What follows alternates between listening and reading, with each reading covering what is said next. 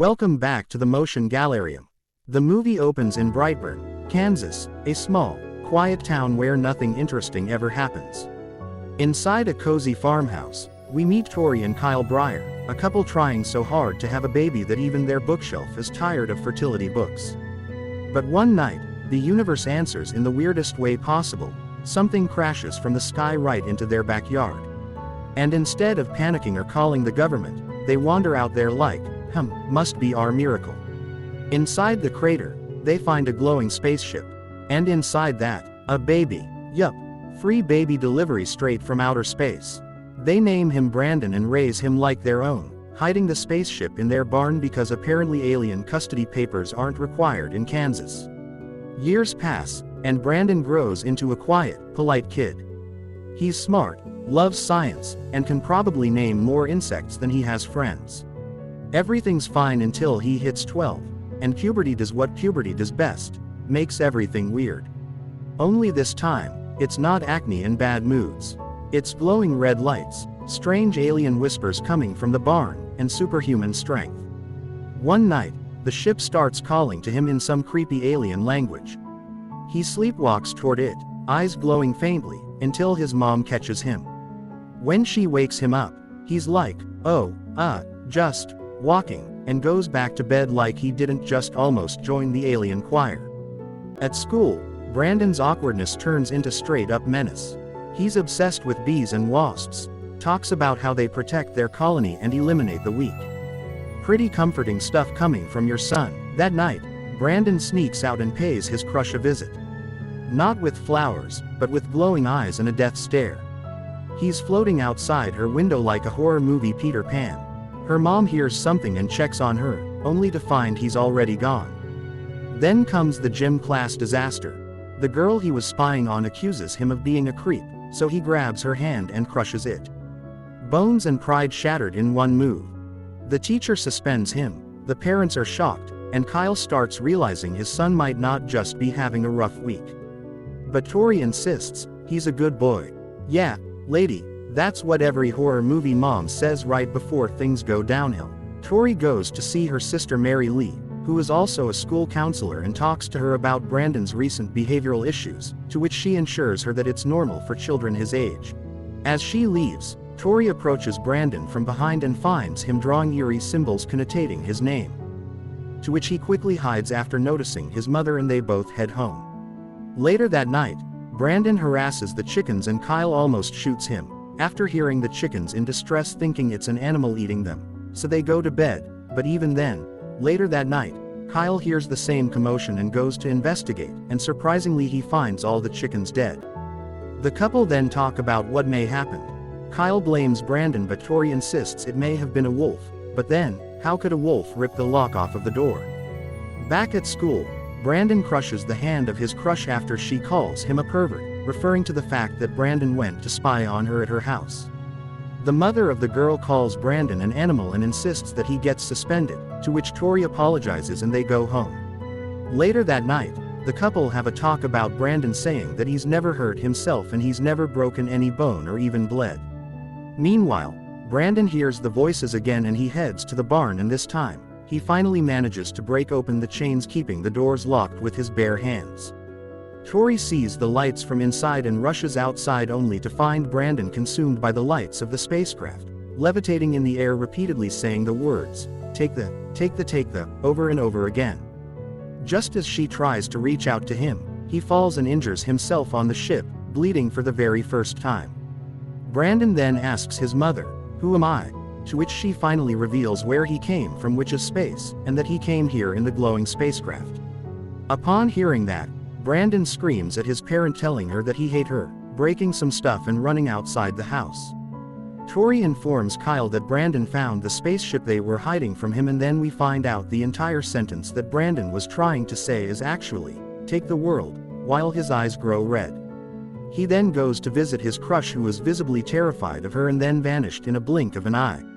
Meanwhile, at a local diner, a waitress sees Brandon's creepy symbols on the windows, and the lights overhead her breaks and she gets glass in her eyeball. She stumbles around scared and confused until she locks herself into the freezer, but Brandon uses his supernatural strength to break in and kill her.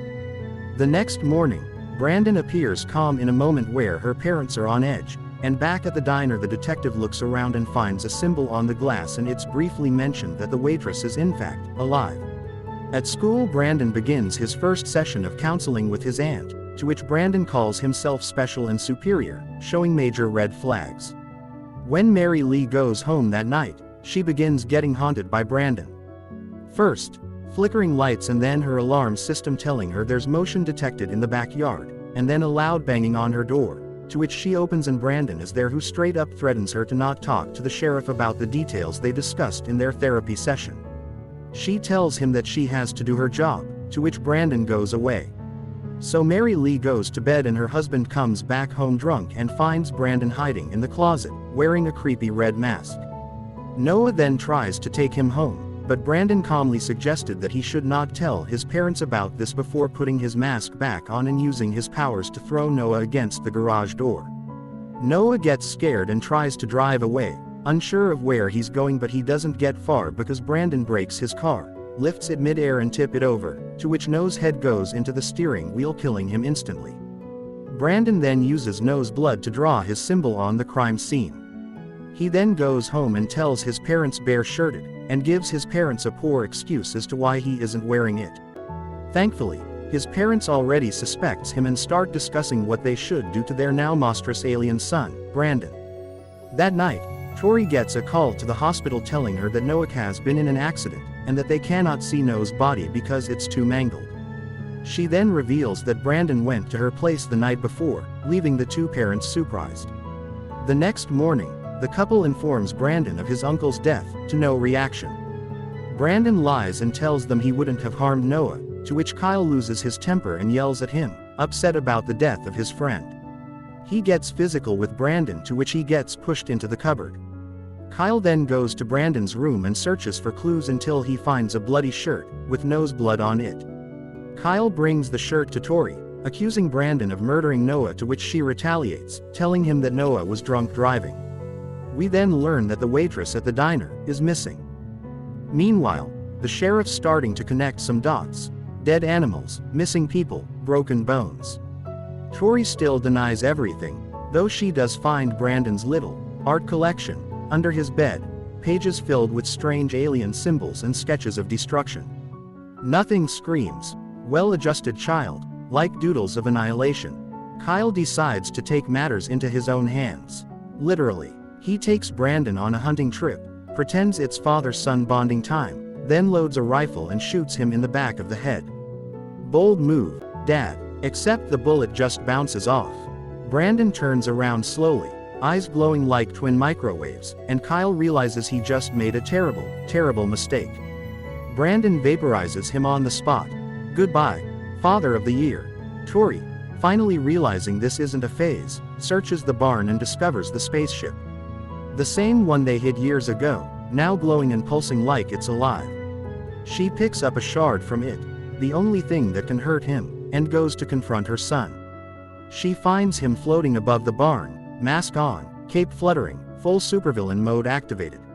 She tries to reach him with tears and love, reminding him of the bedtime stories, of family, of who he used to be. For a moment, he hesitates, and she hugs him. Then she stabs him, or tries to. He catches her hand mid-stab, stares her dead in the eyes, and the emotion just vanishes. Without a word, he flies straight up into the clouds, taking her with him.